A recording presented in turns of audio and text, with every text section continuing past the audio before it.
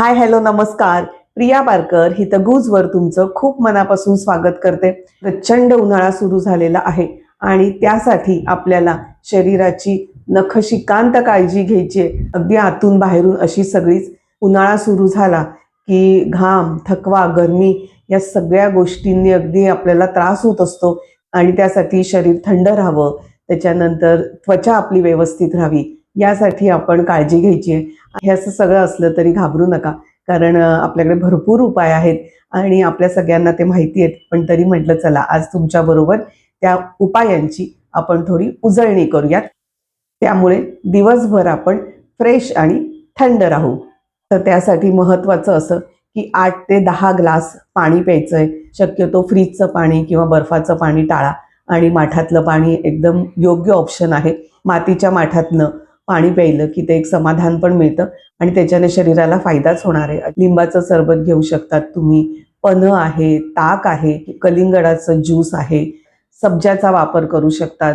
त्याच्यानंतर आयुर्वेदिक दृष्ट्या विचार केला तर डोळ्यांना पण जी जळजळ वगैरे होते त्याच्यासाठी रात्रभर 1 चमचा धणे 1 ग्लास पाण्यात भिजत घालायचं आणि सकाळी ते पाणी प्यायचं. हे उपाय करू शकतात. त्याच्यानंतर तिखट, जळजळीत, जड असं जेवण घेऊ नका अजिबात. जेवढं साधं सिंपल जेवण जेवता येईल तेवढं जेवा. त्याचप्रमाणे बेलाचं फळ सुद्धा खूप पौष्टिक असतं म्हणतात. त्याचं पण आपण सरबत म्हणा किंवा चटणीमध्ये वापर करू शकतो.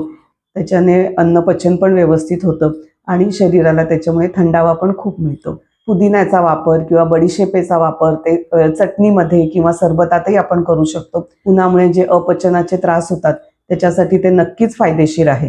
काकडी, कलिंगड, दही याचा सुद्धा जेवणात वापर करावा. त्याच्यामुळे शरीराला थंडावा मिळतो. ह्या दिवसांमध्ये टॅनिंग पण बऱ्यापैकी होतं. त्यासाठी त्वचेची काळजी घेताना मुख्य म्हणजे 2 ते 3 वेळा चेहरा धुवा. अंघोळ करणं पॉसिबल असेल तर निदान 2 वेळा तरी अंघोळ करा. घराच्या बाहेर पडताना सनस्क्रीन, मॉइश्चरायझर नक्की लावा. त्याच्यानंतर स्कार्फ आहे, टोपी आहे, गॉगल आहे, हे घराच्या बाहेर जाताना नक्की घ्या. पाण्याची बाटली पण विसरू नका. घराच्या बाहेर पडताना कधी पण पाणी आपण आपल्या जवळ ठेवायचंच. साय आणि हळद, चण्याचं पीठ हे असं सगळं मिक्स करून आपण चेहऱ्याला किंवा पूर्ण शरीरालाही लावू शकतो. तर ही काळजी घ्यायची आहे. चंदनाचा वापर करू शकतात तुम्ही, गुलाबजलाचा वापर करू शकतात. अतिशय खरोखर चंदनाचा लेप लावला ना चेहऱ्याला की खरंच खूप थंड पण वाटतं आणि स्किन टाईट व्हायला सुद्धा मदत होते त्याच्यामुळे. आणि गुलाब पाणी ती बॉटल मात्र मी फ्रीजमध्ये ठेवते आणि येता जाता असं स्प्रे मारते चेहऱ्यावर. खरोखर खूप छान वाटतं, त्याचा सुगंध पण आणि स्किन पण हायड्रेट राहते. स्किनचा तर आपण जितकी काळजी घेता येईल तेवढी घ्यायचीच आहे. सूर्यप्रकाशात जास्त ती उघडी राहणार नाही याच्यावर जास्त भर द्यायचा. आपली स्कॅल्पची पण तेवढीच काळजी घ्यायची, कारण ज्यांचे मोठे केस आहे किंवा जाड केस आहे त्यांना ते उन्हाळ्याच्याही दिवसात ते मेंटेन करणं त्रासदायक होतं, कारण इतका घाम येत असतो ना. त्याच्यासाठी रेग्युलर केस धुवायचे, ते छान वाळवायचे आणि मस्तपैकी मी तर हे बघा असं सतत आपला आंबाडा घालून ठेवते आणि फक्त स्कूटरवर जाते ना तेव्हा एक घट्ट वेणी घालते, कारण हेल्मेट घालायचं असतं म्हणून. असे केस मोकळे सोडून फिरणं ॲक्च्युली गरमीच्या दृष्टीने तर पॉसिबल नाहीच आहे, पण ह्या उन्हाळ्याचा केसांवर सुद्धा परिणाम होतो, त्यामुळे ती पण काळजी घ्यायची. आता कपड्यांच्या बाबतीत म्हणाल तर सतत आपले कॉटनचेच कपडे वापरा ह्या दिवसांमध्ये आणि मुख्य म्हणजे लाईट कलरचे कपडे वापरा. डार्क आणि खूप जाडे बरडे असे कपडे घालू नका. योग्य प्रॉपर थिकनेसचे कपडे घाला आणि लूज कपडे घाला, मोकळे चाकळे असे कपडे घाला. आणि कॉटनचे कपडे घातले की घाम पण लगेच सोक होतो आणि त्यामुळे गरमी, इचिंग आणि त्या रिलेटेड प्रॉब्लेम होत नाही. ज्याच्याने जास्त गरमी होईल किंवा घाम पण सोक होणार नाही आणि आपल्याला स्किनला त्याच्यामुळे प्रॉब्लेम होईल असे कपडे अजिबात घालू नका. त्याच्यावर मस्त उपाय म्हणजे थोडे लूज असे कॉटनचे कपडे प्रिफर करा.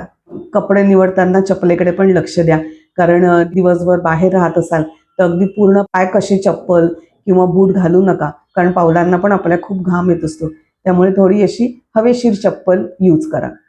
घराच्या खिडक्यांना लाईट कलरचे पण असे जाडे पडदे लावा, त्याच्यामुळे आपल्याला उन्हाचा तडाखा कमी बसेल.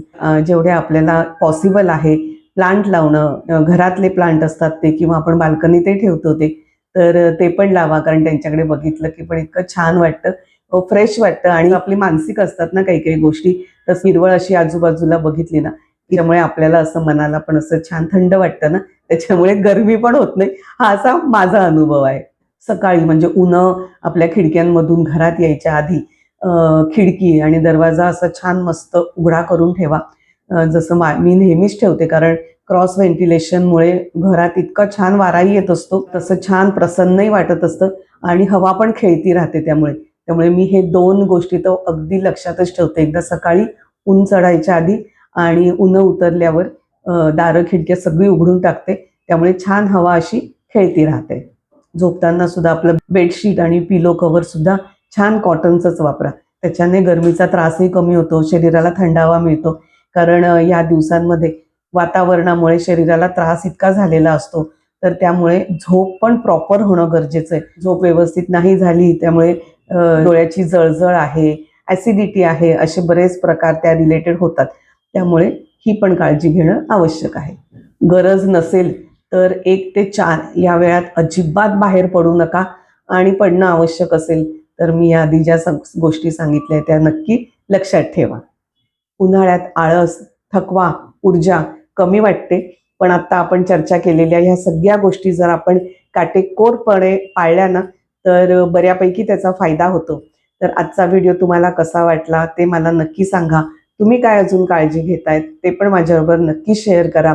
घरातली लहान मंडळी आणि वयस्कर लोकांची आपण काळजी घेतोच, पण त्याबरोबर आपली पण काळजी घ्यायची आहे आणि ह्या उन्हाळ्यामध्ये शरीर, मन पूर्णपणे छान फ्रेश, थंड ठेवायचंय.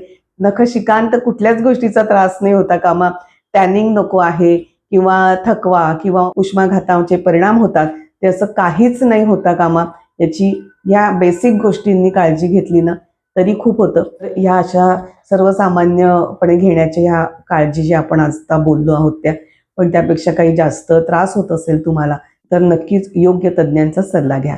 चला मंडळी, आज इथेच थांबूया. परत भेटूया पुढच्या व्हिडिओमध्ये. तोपर्यंत स्वस्त राहा, मस्त राहा, स्वतःला आवडेल तसंच जगा आणि व्हिडिओला तुम्ही शेवटपर्यंत बघतायत त्यासाठी थँक्यू. परत एक रिक्वेस्ट आहे की जर तुम्ही नवीन असाल तर लाईक, शेअर आणि सबस्क्राईब करायला अजिबात विसरू नका. बाय.